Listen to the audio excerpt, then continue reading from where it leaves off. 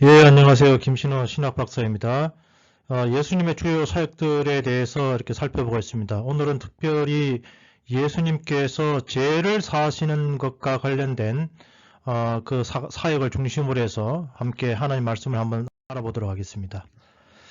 이제 이 세상에 한국이 어느 정도 굉장히 많이 이제 공정한 사회가 되었는데요. 그것을 알 수 있는 이유 중에 하나가 우리가 이제 국정농단이라고 그러죠. 저도 뭐 정치적인 일에 대해서는 그렇게 발언을 하고 의견을 내는 것이 적절하지 않다라고 이제 생각을 합니다. 그런데 이제 최근에 이제 우리가 이제 박근혜 전 대통령 같은 경우에 이제 국정농단으로 인해서 이게 징역형이 이제 결정이 되고 이제 벌금이 확정이 되었습니다. 우리 이제 또 최순실 또 징역과 벌금이 이렇게 이제 확정이 되었고요. 얼마 전에 또 이렇게 삼성전자 부회장, 뭐 어떻게 보면 이제 거의 뭐 회장이나 다름이 없는 이제 이재용 씨가 최근에 또 마지막 판결을 받고 이제 징역형에 처해져서 현재 지금 이렇게 감옥에 있습니다.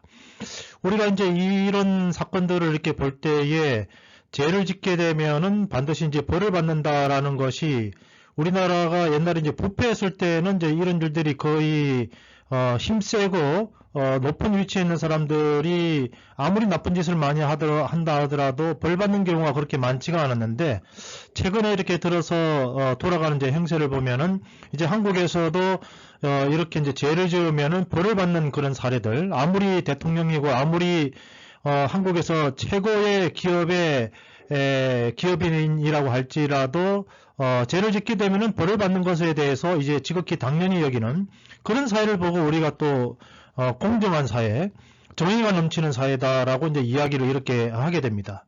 성경에도 이런 이제 죄 문제에 관련해서 많은 이야기들이 이렇게 나오고 있는 것을 볼 수가 있습니다. 우리가 이제 성경 창세기를 보게 되면은 하나님께서 천지를 창조하셨고 아담과 하와를 지으셨습니다. 그런데 이제 안타깝게도 아담이 하나님의 그 말씀에 대해서 하나님의 명령에 대해서 불순종을 하게 되고 결국은 타락하게 된 그런 안타까운 케이스를 이렇게 보게 됩니다. 뭐 어떤 식으로 이렇게 생각을 하면은 하나님의 명령에 불순종한 것이 뭐 그렇게 큰 죄일 수 있겠는가라고 우리가 또 이렇게 생각해 볼 수도 있습니다. 그렇지만 또 이 문제에 대해서는 또 다른 어떤 신학적인 이슈가 있기 때문에 자세한 것은 다음에 혹시 설명할 기회가 있으면 그때 설명을 드리기로 하고, 일단은 아담이 하나님의 명령, 하나님의 말씀에 불순종을 해서 결국은 하나님으로부터 이제 이 죄인이라고 이제 칭함을 이렇게 받게 됩니다. 그래서 우리가 이제 죄를 짓게 됩니다. 하나님 앞에 죄를 짓게 됩니다. 죄를 지은 결과 하나님과 어떻게 보면은 우리와 하나님과 우리와의 관계가 아담과 하와가 에덴 동산에 있었을 때 죄를 짓기 전에 보면은 하나님과 대화가 가능했습니다. 그래서 아담아 어디 있느냐? 내가 여기 있습니다. 이런 식으로 이제 중간에 어떤 막힘이 없이 하나님과 대화가 가능했는데 아담이 죄를 짓게 됨으로 말미암아 하나님과 인간 사이의 관계가 담이 생겨버리고 이제 더 이상 그것으로 인해서 불통이 되어버리는 그런 안타까운 일이 일어나게 됩니다. 그것이 어떻게 보면 이제 죄의 결과라고 할 수 있죠. 이사야서 59장 2절 말씀에 오직 너희 죄악이 너희와 너희 하나님 사이를 갈라놓았고 너희 죄가 그의 얼굴을 가리어서 너희에게서 듣지 않으시게 함이라. 그래서 우리가 이제 하나님께서 말씀하신 것을 우리가 이제 어겼습니다. 그래서 하나님과 우리 사이가 갈라지게 된 것이죠. 그러니까 죄가 있게 되면은 얼굴을 이렇게 볼 수가 없는 그런 이제 관계가 되는 것이죠. 우리가 부모와의 관계에서나 또 배우자의 관계에 있어서도 마찬가지인 것 같아요. 떳떳하면은 웃으면서 얼굴을 볼 수 있지만 죄를 짓게 되면은 얼굴을 맞대고 이렇게 보기가 힘들어지죠. 예. 그래서 지금 이 죄라는 것이 이게 우리가 이제 죄를 짓게 되면은 하나님과 우리 사이의 관계도 멀어질 뿐만 아니라 우리가 인간과의 관계에 있어서도 사람과 사람 사이에 이제 죄가 그 문제에 끼어들게 되면은 서로 이제 얼굴을 보기가 힘들게 되는 것을 우리가 이렇게 볼 수가 있습니다. 요한복음 8장 34절 말씀에 죄를 범하는 자마다 죄의 종이라. 그래서 우리가 이제 죄를 짓게 되면은 계속해서 어떻게 보면은 죄의 죄눌림 속에 이렇게 있게 되어 있는 것이죠. 제가 보기에 이 세상에서 죄책감을 가지고 있지 않는 사람은 한 사람도 없는 것 같아요. 우리는 죄를 짓게 되면은 죄진 것에 대해서 나름대로 후회스러운 마음을 가지게 돼 있죠. 그런 걸 일종 어떻게 보면 이제 죄책감이라고 이야기를 할 수가 있습니다. 뭐, 저 개인적인 경우에도, 아버님께서 제가 미국에 유학 온 상태에서 돌아가셨어요. 그래서 효도를 하지 못한 것이 죄책감으로 이렇게 남아 있습니다. 항상 이제 아버지를 생각할 때마다 미안한 마음이 제 마음속에 이렇게 있는 것이죠. 그런데 이제 성경은 뭐라고 이야기하는가 하면 죄의 삭은 사망이 있는 것에 대해서 이야기를 하고 있습니다. 로마서 5장 12절 말씀에 그러므로 한 사람으로 말미암아 죄가 세상에 들어오고 죄로 말미암아 사망이 들어왔나니 이와 같이 모든 사람이 죄를 지었으므로 사망이 모든 사람에게 이르렀느니라. 그래서 우리가 이제 이 죄, 성경은 죄를 짓게 되면은 죄의 결과로서 영원한 멸망, 영원한 사망에 들어가는 것에 대해서 이야기를 하고 있습니다. 우리가 이 세상에서도 지은 죄에 따라서 중범죄나 경범죄에 따라서 징역형이 무기징역이 될 수도 있고, 심지어는 미국 남부 지역 같은 경우에는 이제 사형까지 우리가 이렇게 처하게 돼 있죠. 그죠? 그러나 이제 이렇게 작은 경범죄 같은 경우에는 뭐 징역형이라든지 벌금형으로 우리가 이렇게 살게 되어 있습니다.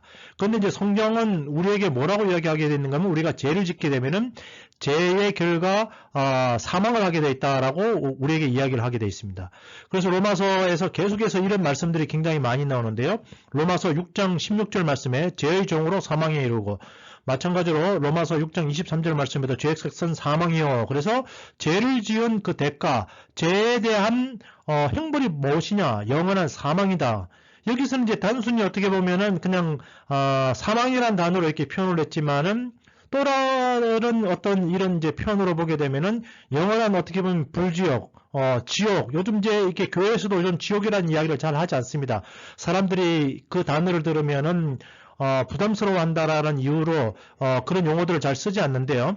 그러나 성경은 분명히 죄의 삭은 사망이다. 사망으로 말미암아 첫째 사망이 있고 둘째 사망인데, 둘째 사망은 영원히 어떻게 보면 형벌을 받고 불못에 들어가는 것, 그것이 어떻게 보면 이제 사망이다라고 우리에게 이야기를 하고 있습니다. 참 어떻게 보면은 우리가 이 하나님께서 왜 그렇게 결정하셨는지에 대해서 어떤 면들에 대해서 우리가 이해하지 못하는 면들이 많이 있습니다. 그죠? 선악과를 먹은 그 사건도 말할 것도 없고, 왜 하나님은 불못을 만드셨을까? 참 굉장히 많이 우리가 거기에 대해서 생각하지 않을 수가 없는 거예요.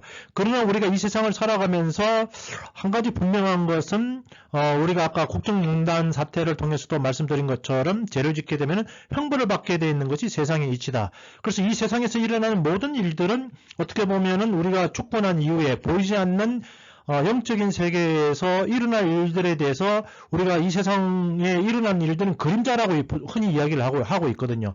그래서 이 세상에서 일어나는 그런 일들이 우리가 축복한 이후에 보이지 않는 그런 영적인 세계에서도 실질적으로 그 일들이 이제 일어날 수 있는 거기 때문에 그런 면에 대해서 말씀을 드리는 겁니다.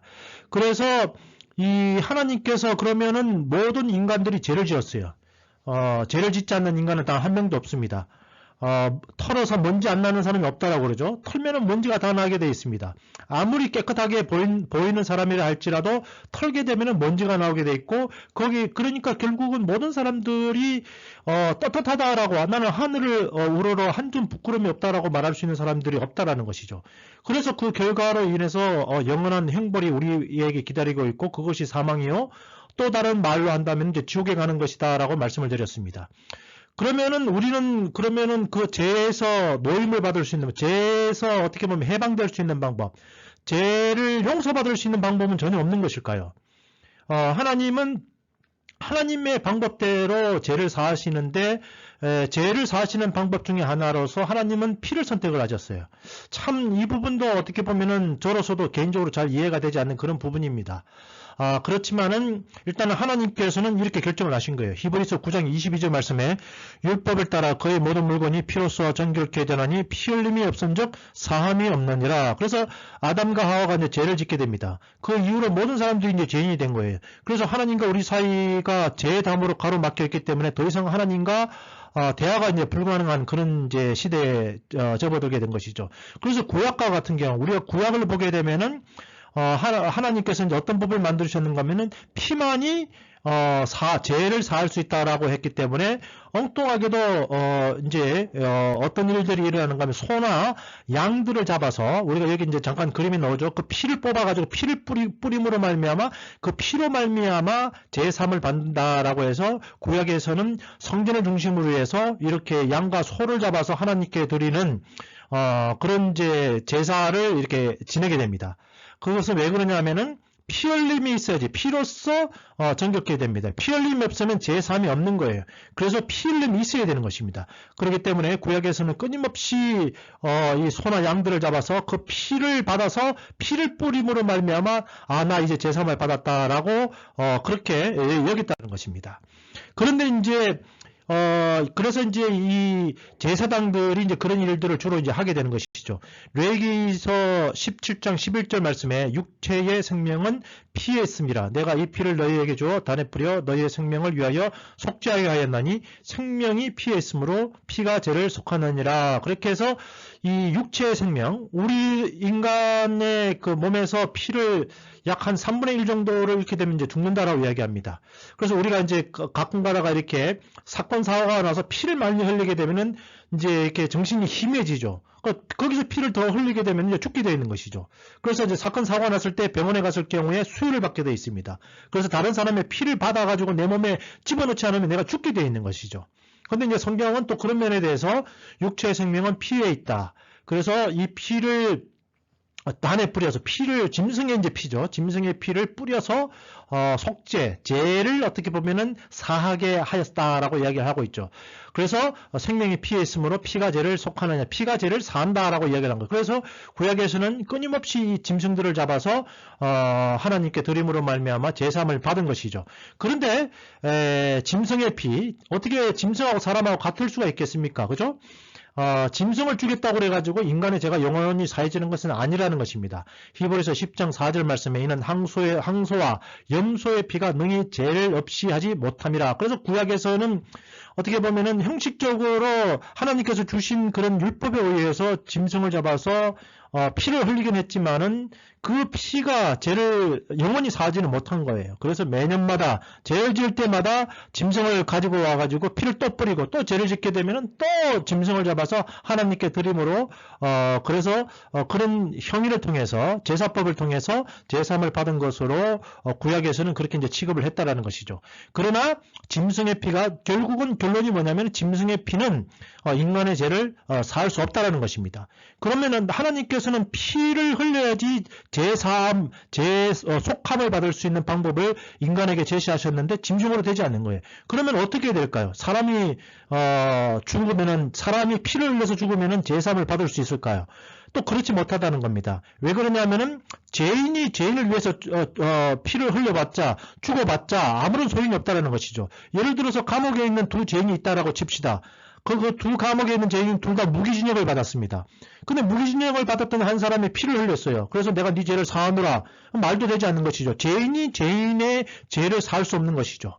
그래서 하나님의 방법은 뭐냐면은 죄가 없는 어떻게 보면 사람이 대신 죽음으로 말미암아 죄를 사할 수 있는 그런 방법을 하나님께서 제시를 하게 된 것입니다. 그런데 모든 인간들이 다 죄를 지었기 때문에 죄를 사할 수 있는 방법이 없는 것이죠. 그래서 하나님의 시각으로서는 어떻게 되느냐? 결국은 죄가 없으신 하나님이 이 세상에 오시는 것 외에는 다른 방법이 없었다라는 것이죠. 참 어떻게 보면은 우리 인간의 지식을 가지고는 참 이해하기 힘든 그런 설명이라고 생각이 될 수가 있습니다. 그러나 하나님은 이제 그 방법을 생각을 하신 거예요. 그래서 구약에 나오는 이사야서 53장 말씀을 보면은 그가 찔림은 우리의 허물 때문이요 그가 상함은 우리의 죄악 때문이라. 그가 징계를 받음으로 우리는 평안을 누리고 그가 채찍에 맞음으로 우리는 나음을 받았도다. 우리는 다 양 같아서 그릇 행하여 각기 제 갈 길로 갔거늘 여호와께서는 우리 모두의 죄악을 그에게 담당시키셨도다. 그래서 여기서 그가 누구냐?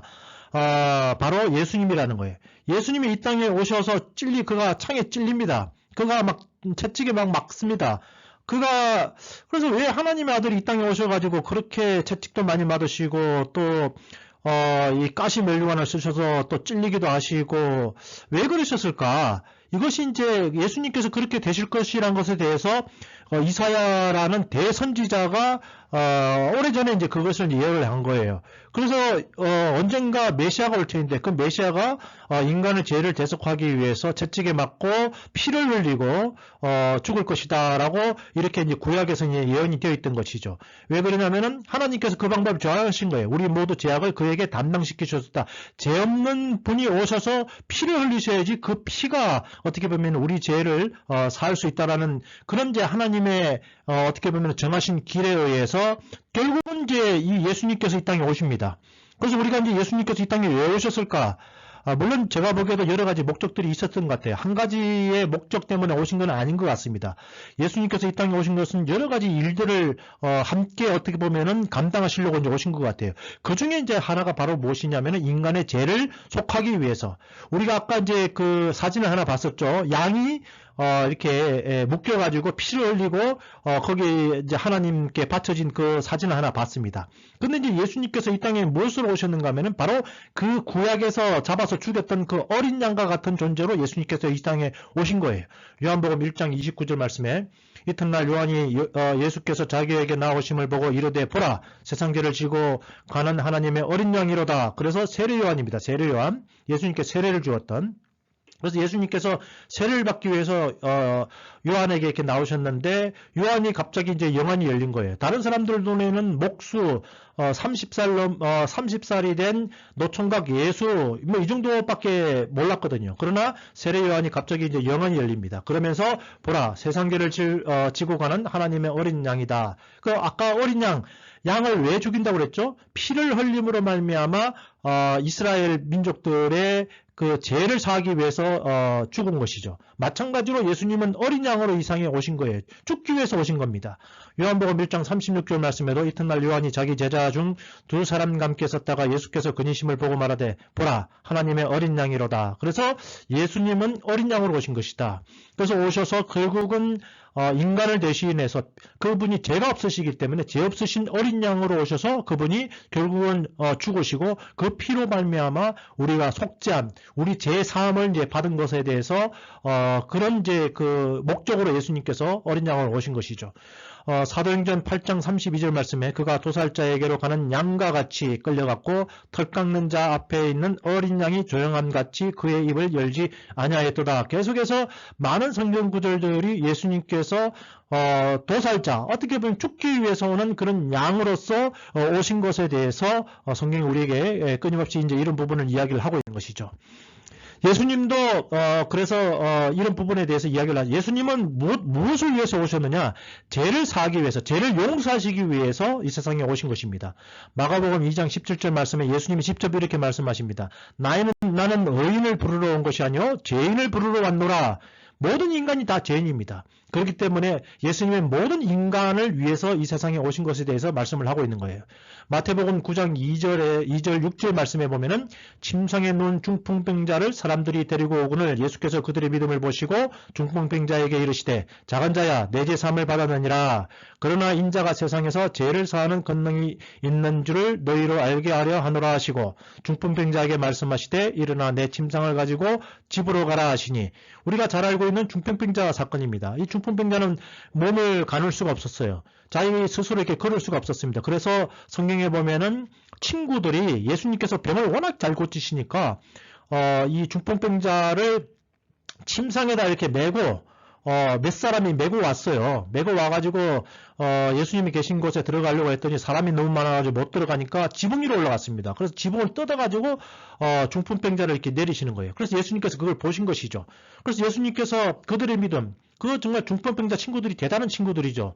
그 친구의 병을 낫기 위해서 예수님 앞에 나왔는데 사람이 많으니까 지붕 위로 올라가가지고 지붕을 뜯어서 중풍병자를 달아 이렇게 내리신 것이죠. 또 중풍병자도 병 고침을 받기를 너무나 간절히 원해서 내가 다른 걸 몰라도 예수님께 가면 내 병을 고침을 받겠구나 하고 그런 믿음을 가지고 나오신 것이죠. 그래서 예수님께서 그런 믿음 있는 자의 믿음을 되게 좋아하십니다. 근데 예수님께서 중풍병자에게 중풍병자가 무엇을 바라보고 왔겠습니까? 나 병 좀 고쳐주세요. 나 일어나기를 원합니다. 라는 그런 첫 번째 목적이 있었을 것입니다. 그런데 예수님께서는 뭐라고 이야기하시는가 하면은 내 죄 사함을 받았느니라 라고 먼저 말씀하신 거예요. 죄 사함을 먼저 선포를 하시게 됩니다. 그랬더니 이제 옆에 있는 사람들이 저가 누구기에, 야, 인간이 되어가지고 어떻게 죄를 사할 수 있느냐, 참남하도다, 이거는 정말 인간이 말할 수 없는 그런 말을 했다. 라고 이제 주변 사람들이 이야기를 합니다. 그런데 예수님은 무엇을 위해서 이 땅에 오셨는가 하면 죄를 용서하기 위해서 이 땅에 오신 것이거든요. 그래서 인자가 세상에서 죄를 사하는 권능. 그래서 나는 내가 말을 하면 모든 사람들이 죄 사함을 받는다. 라고 말씀을 하시는 것이죠. 그래서 죄를 사하시고 난 다음에 일어나라. 하서 이제 병을 고치시죠. 그래서 예수님은 이 땅에 무엇을 하기 위해서 오셨느냐? 죄를 사하기 위해서 이 땅에 오신 것. 그래서 예수님은 끊임없이 많은 사람들을 만나서 소자야 내 죄 사함을 받았느니라 이런 말씀을 굉장히 많이 하세요.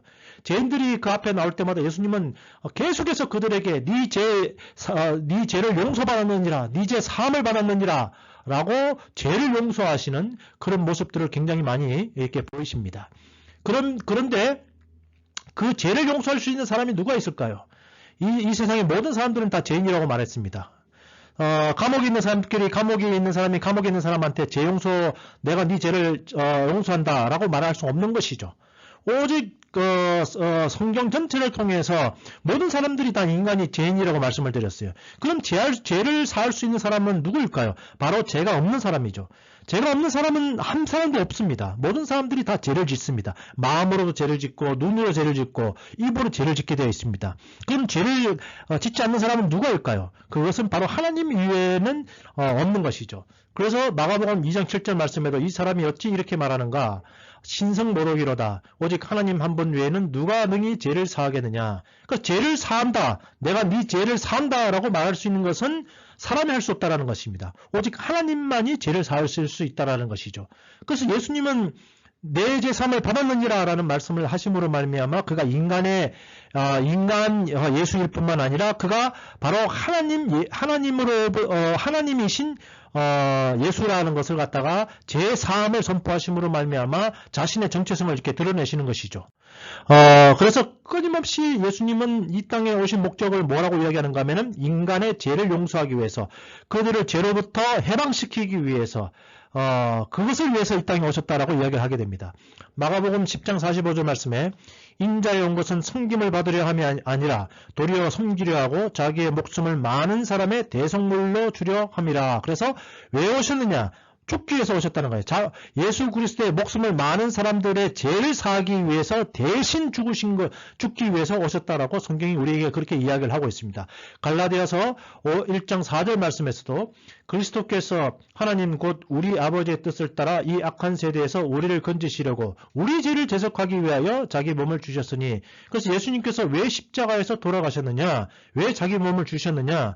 우리 죄를 속하기 위해서, 우리 죄를 용서하기 위해서 그렇게 하셨다라는 겁니다. 여러분, 이 사실에 대해서 저도 믿기 전에는 이런 사실들이 잘 이렇게 이해가 되지 않더라고요. 그런데 이제 오늘날 저도 이제 믿음이 딱 들어오니까 예수님께서 내 죄 때문에 이 땅에 오셨구나라는 사실을 저도 이제 받아들이게 됐습니다. 자, 우리가 이제 그 예수님께서 십자가에 달리신 모습인데요. 가시 이제 면류관을 받으시고, 우리가 이제 영화라든지 이런 모습들을 통해서 볼 때에 예수님께서 그냥 뭐 간단히 재채기에 몇 대 이렇게 맞으신 걸 이렇게 보통, 그래서 예수님 모습이 깨끗한 그런 모습으로 많이 나옵니다. 그러나, 실상은 그 채찍이 이제 어떤 채찍이냐면 끝에 이제 철사라든지 금속이 달려있는 그런 채찍에 이제 맞으신 거고, 온몸이 찢겨져 버린 거죠. 온몸이 찢어져 버린 겁니다. 그래서 그분이 이제 십자가에 이렇게 달리셨어요. 그러면서 결국은 이제 십자가에서 마지막으로 다 이루었다라는 말씀을 하시고 이제 돌아가십니다. 과연 무엇을 다 이루시고 그분이 돌아가신 걸까요? 그래서 여러 가지 일들이 있다라고 했지만은 그래서 그 예수 그리스도의 보혈로 말미암아 죄를 죄를 용서하기 위해서, 죄 사함을 받기 위해서, 모든 인간이 지은 죄를 용서하시기 위해서, 그 피 흘림이 없으면 죄 사함이 없기 때문에 피를 흘리셔서 결국은 죄 사함을 선포하기 위해서 예수님께서 십자가에 돌아가신 것입니다. 괜히 그분이 무슨 뭐 죄를 지어서, 혹은 뭐 그가 무슨 뭐 반역죄를 지어서, 그가 뭐 강도처럼 나쁜 짓을 많이 해서 십자가에 돌아가신 것이 아닙니다. 예수님은 분명히 죄 사함을 선포하시고 인간의 죄를 용서하시기 위해서 그것 때문에 이제 오셨다라고 여러 구절들이 이것을 증명을 하고 있는 것이죠. 마태복음 26장 28절 말씀에도 예수님께서 피를 흘리시면서 뭐라고 이야기하시는가 하면은 이것은 제 사함을 얻게 하려고 많은 사람을 위하여 흘리는 바 나의 피 곧 언약의 피니라. 그래서 내가 왜 피를 흘리느냐? 제 사함, 너희들의 죄를 용서하기 위해서 많은 모든 사람들을 위해서 흘리는 피다라고 이야기하십니다. 왜 십자가에서 그렇게 많은 피를 흘리셨을까요? 그것은 바로 이 말씀을 이루기 위해서 그러셨다는 것이죠. 로마서 5장 10절 말씀에도 우리가 원수 되었을 때 그의 아들의 죽으심으로 말미암아 하나님과 화목하게 되었은즉, 그래서 예수님께서 피를 흘리시면서 결국은 이제 죽으십니다. 그런 말미암아 제담이 이제 무너지게 되는 것이죠.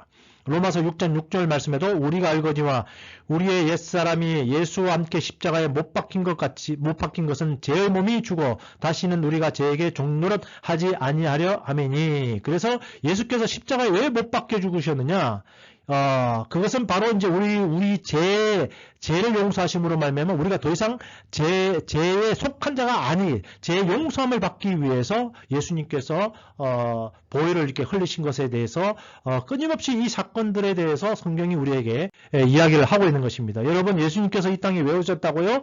바로 우리 인간의 죄, 그 죄 문제를 해결하시기 위해서 죄 없으신 분이 인간의 육체로 오셔서 결국은 33년간의 짧은 공생애를 마치시고 십자가의 보혈을 흘리심으로 말미암아 그 보혈로 말미암아 우리 죄 사함을 얻게 하기 위해서, 그래서 예수님께서 이 땅에 오셨고 어린 양으로 오신 것에 대해서 말씀을 드렸습니다. 예수님의 이 세상에 오신 목적은 바로 여기에 있는 것입니다.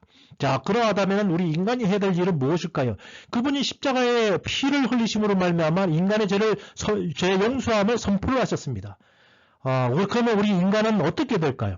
바로 이제 회개인 것이죠. 회개가 바로 무엇입니까? 돌이키는 것입니다.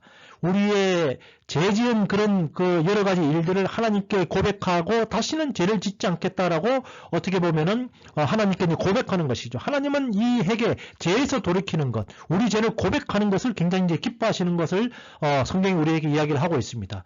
요한일서 1장 10절 말씀에 만일 우리가 범죄하지 아니하였다 하면 하나님을 거짓말하는 이로 만드는 것이니 또한 그의 말씀이 우리 속에 있지 아니하니라. 이 말은 무슨 말씀일까요? 우리가 범죄하지 아니했다. 나는 죄를 짓지 않았어. 나는 깨끗한 사람이야. 나는 그 누구에게도 부끄러움이 없어. 라고 말할 수 있는 사람은 단 한 사람도 없다라는 것입니다. 모든 사람들이 범죄했다라는 것이죠. 그래서 이 죄 문제를 결국은 예수님께서 해결하기 위해서 이 땅에 오신 것이죠. 그러면서 예수님은 결국은 무엇을 이제 선포하시는가 하면은 우리에게 회개할 것, 죄로부터 돌이킬 것에 대해서 우리에게 말씀을 하십니다. 마태복음 4장 17절 말씀에 이때부터 예수께서 비로소 전파하여 이르시되 회개하라, 천국이 가까이 왔느니라. 네 죄를 고백해라라는 것입니다. 누가복음 5장 32절 말씀에도 내가 의인을 부르러 온 것이 아니요 죄인을 불러 회개시키러 왔노라. 그래서 모든 죄인들을 다 불러서 죄에서부터 돌이키고 죄에서부터 용서함을 받기 위해서 예수님께서 오신 것이죠. 그래서 결국은 예수님께서 십자가에 돌아가심으로 말미암아 죄 문제를 해결해 주셨습니다. 그러면 우리는 그것을 어떻게 해요? 우리는 그것을 받아들이고 우리가 죄 지은 것에 대해서 하나님 앞에 고백을 하면 되는 것입니다. 그래서 우리에게 회개를 선포하시는 거예요. 죄에서 돌이키는 것을 어떻게 보면 하나님께서 우리에게 원하시는 것이죠. 누가복음 15장 7절 말씀에 이와 같이 죄인 한 사람이 회개하면 하늘에서는 회개할 것 없는 의인 아홉으로 말미암아 기뻐하는 것보다 더하리라. 그래서 예수님께서 정말 기뻐하시는 것이 무엇이냐?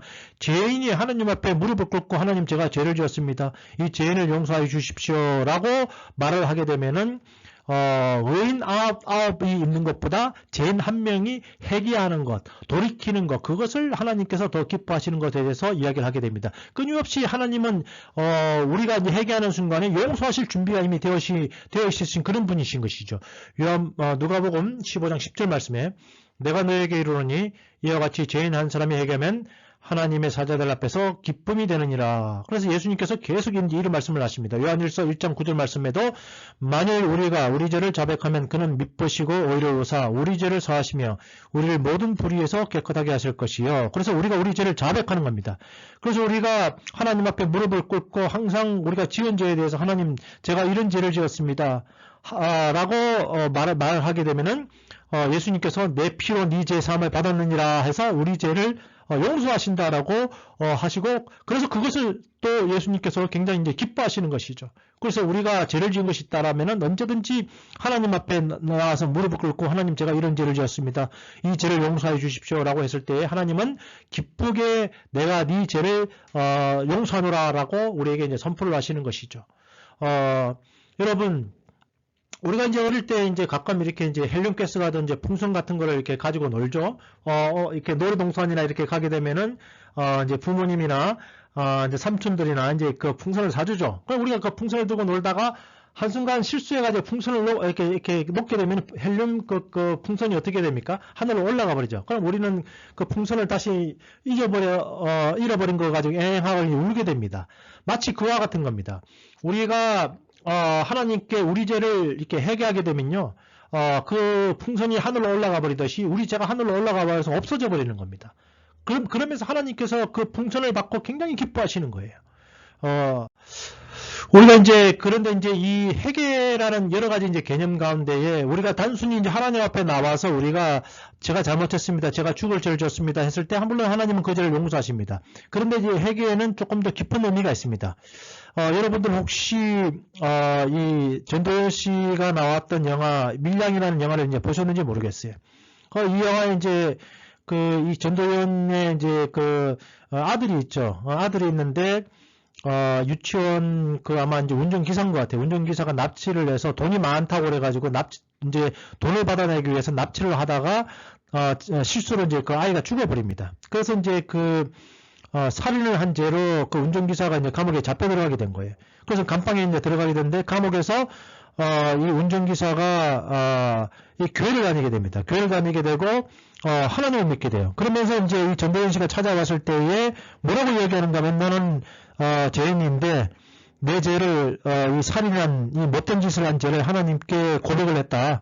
그래서 하나님께서 내 죄를 용서하셨다라고 말하는 그런 장면이 나와요. 그런데 여기서 중요한 것은 바로 뭐냐면 하나님께도 잘못한 것에 대해서 해결을 해야 되지만은 어떻게 됩니까? 이 아들을 잃어버린 이 엄마에게도 제가 죽을 죄를 졌습니다. 제가 정말 잘못했습니다. 아유, 제가 뭐 어떻게 말씀을 드려야 될지 모르겠네요. 제가 정말 잘못했습니다. 용서해 주세요라고 엄마에게도 어떻게 보면은 용서함을 빌어야 되는 것이죠. 그런데 이 영화의 핵심은 뭐냐면은 하나님께 내가 용서를 받았기 때문에 다른 사람에게는 내가 용서를 구하지 않겠다라는 것이 어떻게 보면 이 영화의 주제이기도 합니다. 근데 그것이 결국은 성경에 나와 있는 이 회개의 개념과 연관시켜서 말을 했을 때에 좀 많은 기독교인들이 교회에 나와서 하나님께 회개를 합니다. 그러나 그것으로 회개가 끝나서는 안 된다라는 거예요. 내가 잘못을 한 사람이 있으면 그 사람에게도 가서 잘못했다.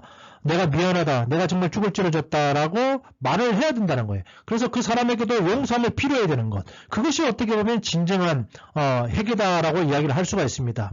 여러분, 혹시 교회를 다니시고 계시면은 하나님 앞에 가서 자신의 죄에 대해서 고백하십시오. 그러면 그 죄에 대해서 하나님께서 용서해 주실 것입니다. 그런데 거기서 멈춰서는 안 된다는 겁니다. 진정한 회개는 잘못한 사람에게 내가 욕을 하고 혹은 내가 상처를 줬던 사람에게도 내가 잘못했다라고 찾아가서 이렇게 용서를 비는 것, 그것이 진정한 어떤 회개인 것입니다. 성경에 보면은 삭개오라는 사람이 나와 있습니다. 삭개오라는 사람은 세리입니다. 당시에 어떻게 보면 세리라는 사람은 어떻게 보면은 로마 정부를 대변해가지고 가난한 사람들의 세금을 뜯어가지고 그것을 로마 정부에 바치는 아주 좋지 않은 그런 직업 가운데 하나였어요. 근데 이 삭개오라는 사람이 예수님이 지나가신다는 소식을 듣고 키가 작았다라고 얘기를 합니다. 그래서 나무에 올라가서 예수님을 크게 이렇게 바라보는 그런 장면입니다. 누가복음 19장 8절 말씀에 삭개오가 서서 주께 여짜오되 주여 보시옵소서 내 소유의 절반을 가난한 자들에게 주겠사오며 만일 누구의 것을 속여 빼앗은 일이 있으면 네 갑절이나 갚겠나이다. 그래서 이 삭개오가 남에 올라갔는데 예수님께서 부르십니다. 삭개오야, 삭개오야, 내가 오늘 네 집에 유하야 되겠다. 내가 오늘 네 집에서 하룻밤 자겠다. 그랬더니 삭개오가 무릎을 꿇고 이런 말을 한 거예요. 제가 소유의 내 재산의 절반을 가난한 사람들에게 주겠습니다. 그리고 내가 혹시나고 남의 것을 훔친 적이 있으면 네 배로 받겠습니다. 어떻게 보면 이것이 진정한 회개인 것입니다. 남의 것을 훔친 적이 있으면 4배로 갚으시기 바랍니다.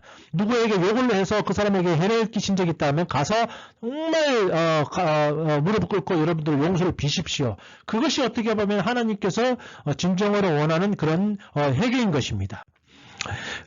사도행전 2장 38절에 베드로가 이르되 너희가 회개하여 각각 예수 그리스도의 이름으로 세례를 받고 제사함을 받으라. 그래서 회개를 하게 되면 제사함을 받게 되어 있는 것입니다. 그러나 거기서 끝나서는 안 된다는 것입니다. 골로새서 3장 9절 말씀에 옛사람과 그 행위를 벗어버리고, 그래서 진정한 그리스도인이 되었다라고 한다면은 옛날에 지었던 그런 죄의 습관들도 완전히 이제 벗어버리는 거예요. 그 습관에 죄를 짓고자 하는 그런 욕망이라든 그런 습관에서도 완전히 어떻게 보면 벗어나는 것. 그것이 어떻게 보면 진정한 그런 회개다라고 이야기를 할 수 있는 것입니다.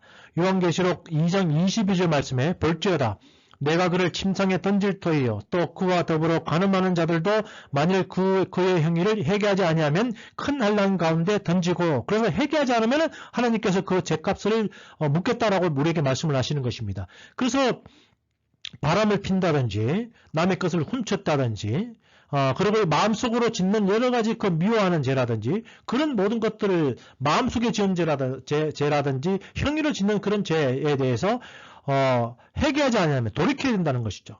그래서 형이도 돌이켜야 되는 것입니다. 나쁜 짓을 계속 이렇게 하면 안 된다는 것이죠. 그래서 회개하지 않으면 큰 환난 가운데 던져질 것이다 라고 이야기를 하는 것입니다. 그래서 우리는 정말 예수님께서 십자가에 그의 보혈로 우리 죄를 사하신 것이죠. 그래서 우리가 해야 될 것은 하나님 앞에 나와서 우리 죄를 고백하면 되는 것입니다. 그리고 정말 우리가 잘못을 저지른 사람들에게도 가서 거기에 대해서 우리가 용서함을 비는 것, 그것이 진정한 그런 회개인 것입니다. 그러면 또 우리는 또 무슨 일을 해야 될 것인가요? 바로 이제 용서해야 되는 것입니다. 우리가 이제 성경의 구약을 보게 되면은 많은 분들이 이 구약에 나와 있는 눈에는 눈, 이에는 이, 이게 뭡니까? 구약의 법에 의하면 누가 실수로 내 눈을 때려가지고 제가 장님이 됐습니다. 그러면은 구약의 법에 의하면 어떻게 되는가 하면은 그 사람의 눈도 빼버려야 되는 거예요. 누가 실수로 내 이빨을 부러뜨렸습니다. 그러면은 어떻게 되는가 하면 나도 그 사람 이빨을 부러뜨려야 되는 거예요. 그래서 눈에는 눈, 이에는 이 말씀이 구약에 나와 있는 어떻게 보면 하나님의 말씀인 거예요. 그래서 이제 이 법에 의해서 이제 특별히 이제 십계명을 어기는 자들 같은 경우에는 어떨 때는 돌로 때려 죽이는 그런 경우가 많이 있었습니다. 그래서 성경에도 보면은 간음한 한 여인이 남편이 있었는데 다른 남자와 동침을 한 그런 여인이 있었습니다. 그런데 그 여인이 이제 사람들에게 발각이 됐어요. 그래서 예수님 앞에 잡혀옵니다. 그래서 모든 사람들이 다 손에 돌을 들고 죽이려고 이제 그 여인을 돌을 던져서 이렇게 죽이려고 이렇게 하는 장면이 나옵니다. 그때 예수님께서 유명한 말씀을 하십니다. 죄 없는 자가 돌로 쳐라라고 이야기합니다.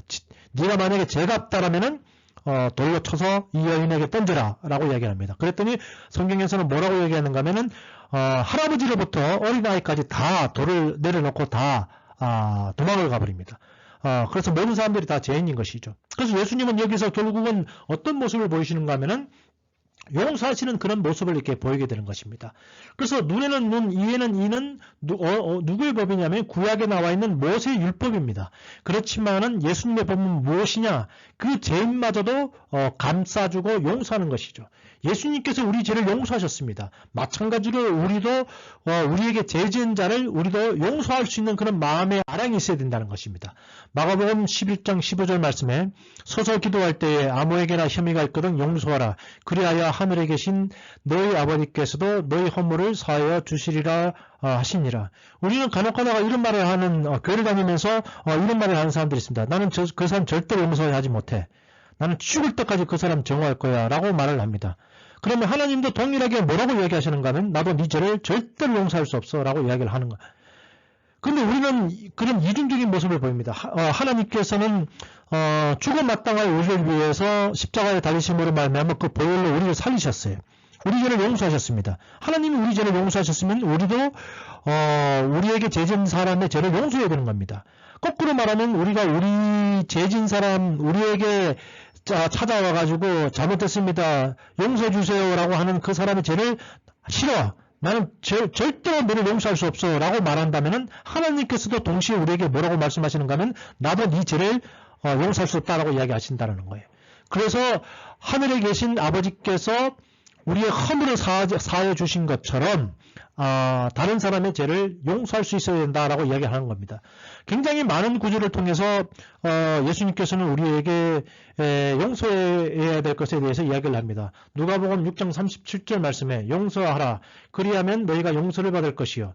누가복음 11장 4절 말씀에도 우리가 우리에게 죄진 모든 사람을 용서하오니 우리 죄도 사하여 주시옵고, 그래서 다른 사람의 모든 우리에게 죄진 나에게 죄진 모든 사람들 제가 용서합니다. 하나님 그와 마찬가지로 제 죄도 용서해 주십시오. 이게 어떻게 보면은 주기도문에 이 구절이 있습니다. 여러분, 그런데 살다가 보면 뭐 이렇게 용서가 그렇게 쉽게 됩니까? 아마 여러분들의 마음속 혹은 뭐 제 마음도 마찬가지입니다. 저도 용서하지 못하는 사람이 분명히 있습니다. 저도 가끔 가다가 이렇게 생각을 해보면은 저에게 잘못한 사람이 좀 있더라고요. 그래서 어떨 때는 막 그 사람 제가 용서가 안 될 때가 있습니다. 그런데 이제 예수님의 이 말씀에 의지해서 저도 용서하려고 막 무지 노력해요. 그런데 제 힘으로는 되지 않더라고요. 그래서 저도 솔직히 하나님 앞에 기도할 때 이렇게 기도합니다. 하나님, 제가 그 사람 용서가 되지 않습니다. 용서할 수 있는 마음을 주세요. 용서할 수 있는 마음을 주세요. 어떨 때는 정 안 되면은 용서가 안 되면서도 말로 그렇게 할 때가 있어요. 하나님, 제가 그 사람이 죄를 용서합니다. 그 사람이 제 눈에서 피눈물이 나게 하는데 그 사람이 제 사기를 쳐서 저도 몇 천만 원 뜯긴 적이 있거든요. 몇 천만 원. 이거 지금 큰 돈입니다. 그죠? 그럼 뭐 자다가도 내 떼인 돈 뭐 이렇게 됩니다. 저한테 사기친 사람도 있고 모함한 사람도 있고 별의별 욕을 다 하는 사람도 있고 있습니다. 그러니까 제가 그 사실을 알게 됐을 때 그것이 그렇게 쉽게 용서가 됩니까? 절대 용서가 안 되더라고요, 저도. 그래서 저도 연약하더라고요. 그러면 저는 어떻게 될까요? 어쩔 수 없이 하나님 앞에 이렇게 기도합니다. 제가 용서할 수 있는 마음이 없습니다. 용서할 수 있는 마음을 주세요. 용서할 수 있는 마음을 주세요. 라고 했더니 한 몇 년 후에, 당장 그렇게 되는 건 아니고요. 몇 년 후가 되면은 하나님 제가 그 사람을 용서합니다. 라고 이제 기도를 하고 있더라고요. 저도 되도록이면은 미워하지 않으려고 굉장히 노력을 합니다. 그리고 누가 와서 잘못했다라고 얘기했을 때 용서해주고자 하는 마음이 늘 있습니다. 저도 그 사람이 용서해달라고 말을 안 해서 그렇지 말만 하면 뭐 언제든지 저도 용서할 의향이 있습니다. 이렇게 이제 어떻게 보면은 그 예수님께서 우리를 용서하신 것처럼 우리 주변에 있는 그런 많은 사람들, 그래서 요즘은 이렇게 특별히 이렇게 친한 사람들을 통해서 우리가 상처를 많이 받습니다. 그래서 상처를 가장 많이 준 사람들을 보면은 주로 이제 가족입니다. 가족에 있는 부모가 자녀에게 상처를 주기도 하고, 형제 자매들이 서로 또 이렇게 주기도 하고, 친했던 친구가 또 배반해서 상처를 주기도 하고, 그래서 용서가 되지 않습니다. 그것 때문에 스트레스 받아서 병에 걸리는 사람들도 있습니다. 그죠? 그런데 여러분, 정말 힘든 일이긴 하지만은 우리가 다른 사람들의 죄를 용서해주기 위해서 우리가 노력을 해야 되는 겁니다. 에베소서 4장 32절 말씀에 서로 친절하게 하며 불쌍히 여기며 서로 용서하기를 하나님이 그리스도 안에서 너희를 용서하신 것과 같이 하라. 그래서 하나님이 우리를 용서하셨어요. 그래서 정말 예수 그리스도의 공로에 우리가 의지해서 서로 용서해야 되는 것입니다. 누가복음 17장 3절 4절도 너희는 스스로 조심하라. 만일 내 형제가 죄를 범하거든 경고하고 회개하거든 용서하라. 만일 하루에 7번이라도 내게 죄를 짓고 7번 내게 돌아와 내가 회개하노라 하거든 너는 용서하라 하시니라. 그래서 정말 그가 진정으로 돌이켜서 내가 잘못했다라고 했을 때 우리는 언제든지 용서할 수 있는 것에 대해서 이야기를 하고 있습니다. 여러분, 오늘 정말 예수님께서 이 땅에 왜 오셨다고 말씀해 드렸죠? 그분이 십자가에 왜 달리셨을까요? 그리고 로마 병정 하나가 예수님이 죽었는지를 확인하기 위해서 옆구리를 창으로 칠 때에 엄청난 피가 옆구리에서 흘러나왔다라고 성경이 우리에게 이야기를 하고 있습니다. 그분이 왜 그러셨을까요? 하나님이신데 왜 이 땅에 오셔서 피를 흘려 돌아가셨을까요? 그것은 바로 우리 죄와 관련이 있는 것입니다. 우리는 죄인입니다. 죄인은 천국에 갈 수가 없는 거예요. 구원을 받을 수 있는 방법이 없는 것입니다. 죄사함을 받지 못하면은 영생을 얻지 못하는 것입니다. 피 흘림이 없은즉 죄사함이 없다라고 이야기합니다. 오직 피만이 죄를 사할 수 있는 것이죠. 그래서 그분 예수님께서 죄 없으신 예수님께서 이 땅에 오셔서 피를 흘리심으로 말미암아 우리 죄를 용서하신 것입니다. 얼마나 감사합니까? 그러면은 우리 인간은 어떻게 해야 될까요? 바로 죄에서 돌이키는 것. 그래서 회개해야 되는 것입니다. 하나님 앞에 무릎 꿇고 하나님 제가 이런 죄를 지었습니다 라고 우리가 했을 때 하나님 그것을 기뻐하신다라고 말씀하셨어요. 죄를 용서하십니다. 그리고 또 우리는 어떻게 될까요? 우리 주변에 있는 사람들, 우리에게 잘못을 했던 사람, 그 사람들이 우리 앞에 와서 무릎 꿇고 정말 잘못했다라고 우리에게 용서를 빌 때, 혹은 또 우리도 다른 사람에게 죄 진 것이 있으면 진정으로 그 사람한테 가서 제가 정말 그때 잘못했습니다. 제가 죽을 죄를 졌네요. 정말 제가 뭐라고 말씀드려야 될지 모르겠습니다. 우리도 그 사람들에게 가서 우리 죄를 고백을 해야 될 뿐만 아니라 또한 그런 우리에게 죄 지은 사람, 우리 가슴에 못을 박은 그런 사람들이 있다라면 그런 사람들이 우리에게 와서 정말 잘못했다라고 얘기했을 때에 그것을 용서해 줄 수 있는 그런 자, 그것이 바로 예수님께서 이 땅에 오셔서 죄사함을 얻으신, 죄사함을 위해서 죽으신 바로 그 목적이 이루어지는 것입니다. 그래서 여러분 정말 회개하시기 바라고, 정말 여러분들에게 잘못한 사람들을 마음의 진심으로 용서할 수 있는 마음을 달라고 하나님께 기도하심으로 말미암아 예수님께서 이 땅에 오신 목적이 여러분 삶에서도 이루어지기를 예수 그리스도 이름으로 축원드립니다. 예, 감사합니다.